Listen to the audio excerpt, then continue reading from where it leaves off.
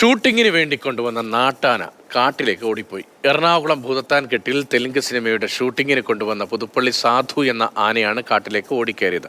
കാട്ടിലേക്ക് കയറിയ ആനയെ കണ്ടെത്താൻ വനംവകുപ്പ് നടത്തുന്ന തിരച്ചിൽ നാളെയും തുടരും. ശ്യാം പ്രസാദ് ഉത്തമനാണ് വിവരങ്ങളുമായി. ശ്യാം, കൗതുകരമായ ഒരു വാർത്തയാണ്. നാട്ടാന കാട്ടിലേക്ക് ഓടിക്കയറി, അതും നിരവധി ആനകളുള്ള കാട്ടിലേക്ക്. എപ്പോൾ, എങ്ങനെ, എന്താണ് പുതിയ അപ്ഡേറ്റ്?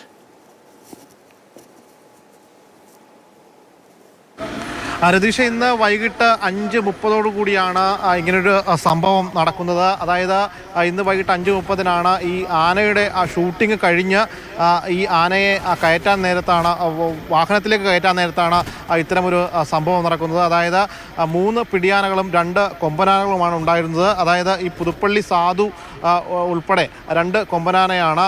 ഈ തടത്താവിള മണികണ്ഠൻ എന്ന് പറയുന്ന മറ്റൊരാന കൂടിയുണ്ട്. ഈ ആനകൾ തമ്മിലാണ് സംഘർഷമുണ്ടായത്. ഈ ആനകൾ തമ്മിൽ സംഘർഷം ഉണ്ടാകുകയും തുടർന്ന് ഈ പുതുപ്പള്ളി സാധു ഏകദേശം ഈ കാട്ടിലേക്ക് 200 മീറ്ററോളം ഓടിപ്പോവുകയായിരുന്നു. അതിനുശേഷം വീണ്ടും ഈ ആന ഈ സാധുവിനെ കുത്തുകയായിരുന്നു. അതിനുശേഷമാണ് ഇത് ഉൾക്കാട്ടിലേക്ക് ഈ ആന കടന്നു കളഞ്ഞത്. പിന്നീട് ഈ വനംവകുപ്പ് ഉദ്യോഗസ്ഥരും മറ്റുമൊക്കെ എത്തി തിരച്ചിൽ നടത്തിയെങ്കിലും പക്ഷേ ആനയെ കണ്ടെത്താൻ കഴിഞ്ഞില്ല. ഈ സിനിമയുമായി ബന്ധപ്പെട്ട്, അതായത് വിജയ് ദേവരകൊണ്ട അഭിനയിക്കുന്ന തെലുങ്ക് ചിത്രമാണ്. ആ സിനിമയുടെ ഷൂട്ടിങ്ങിനായി എത്തിച്ച വാഹനമാണ് നമ്മളിപ്പോൾ കാണുന്നത്.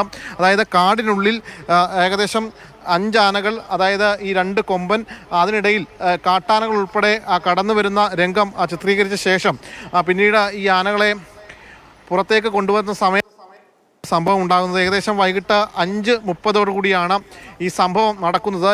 ഇതിന് ശേഷം ഏകദേശം ഒരു 1.5 മണിക്കൂറോളം ഈ വനപാലകരും മറ്റുമൊക്കെ ഇതിനെ നിരീക്ഷിച്ചും മറ്റും നടന്നുവെങ്കിലും ഈ ആനയുടെ അടുത്തേക്ക് എത്തിച്ചേരാൻ കഴിഞ്ഞില്ല. ആന അതിവേഗം കാട്ടിലേക്ക് കടന്നു കളയുകയായിരുന്നു. പക്ഷേ ഈ ഏറ്റവും പ്രധാനപ്പെട്ട വിഷയമെന്ന് പറയുന്നത് ഈ പ്രദേശത്ത് കാട്ടാനകൾ വലിയ രീതിയിൽ ഉള്ളതാണ്. അതുകൊണ്ട് തന്നെ ഈ കാട്ടാനകൾ ഈ സാധുവുമായി കാണുകയാണ് എങ്കിൽ ഒരുപക്ഷെ ഇവർ തമ്മിൽ സംഘർഷം ഉണ്ടാകാനുള്ള സാധ്യതയുമുണ്ട്.